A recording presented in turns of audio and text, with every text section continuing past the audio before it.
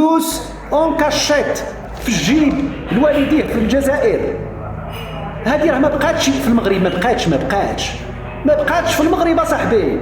في المغرب دابا كدير الابليكاسيون هنا طق طق طق طق، كتمشي لكاش بليس كتدي الفلوس وكترضي عليك امك وكترضي عليك خوك واختك وكيتعيو معاك بالتيسير. كتمشي طاب طاب ساند ولا هذيك ساند ويف ولا ما عرف سميتهم، رك رك رك رك كتمشي تدي الفلوس اصاحبي ميم با 2 سكوند. وانت كتصيفط لي الفلوس مع التقاشر وتجي تقول لي انا عندي اقتصاد.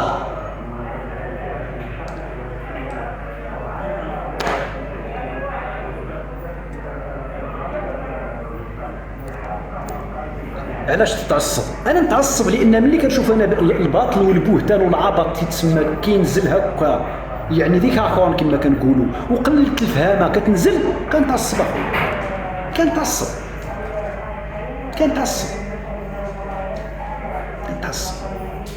اش غادير كنتعصب. يجي شي عندنا غنوض عندو. يا ترى يا حبيبي يا ترى انت فين يا حبيبي.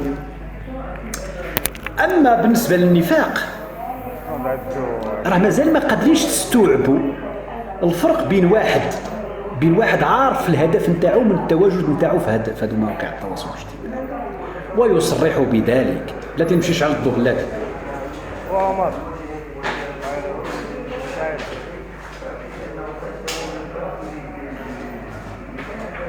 و10 مقطع.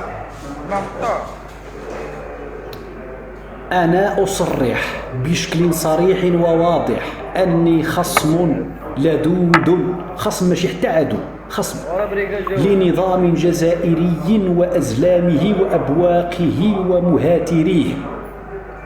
أما المواطن الجزائري فلا أكن له إلا التقدير والاحترام، وما كيتسال مني غير كلام الزين. انا ملي طلع معايا واحد الجزائري بسيط ما ندخلوش انا في السياسه ونقول له كي كيجيك عمي تبون ولا كي كيجيك فلان ولا فلان، راكم شفتوه وحضرتوه. الانسان اللي كيتكلم معايا في الكره كنتكلم معاه في الكره.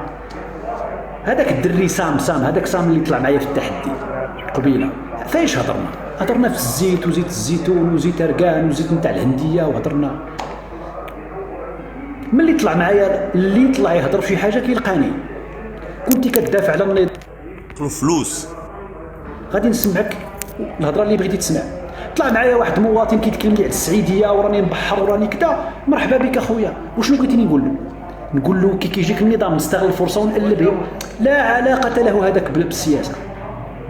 نتوما هادشي كيجيكم نفاق. علاش؟ لان نتوما اللي منافقين، نتوما اللي ما كتفرقوش بين المواقف، ما كتفرقوش بين بين بين بين بين, بين, بين الناس والناس. صيفطوا فلوس في التقاشر، والله الا كيصيفطوهم في التقاشر بالله. تجي تقول لي انا الله اكبر على الحق.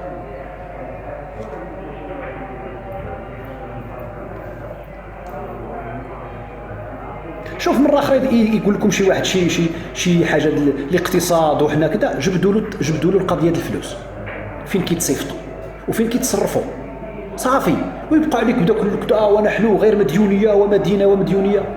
هي الفلوس ابن عمي فين كيتصيفطوا؟ علاش كاين السكوار وبقوه؟ لان السكوار شدها الجنرالات وما عمري طلقوا لها الجنرالات. صافي يقول لك لا حنا ما كنخافوش من تبون مسكين دايرين وقنطره كلشي راهي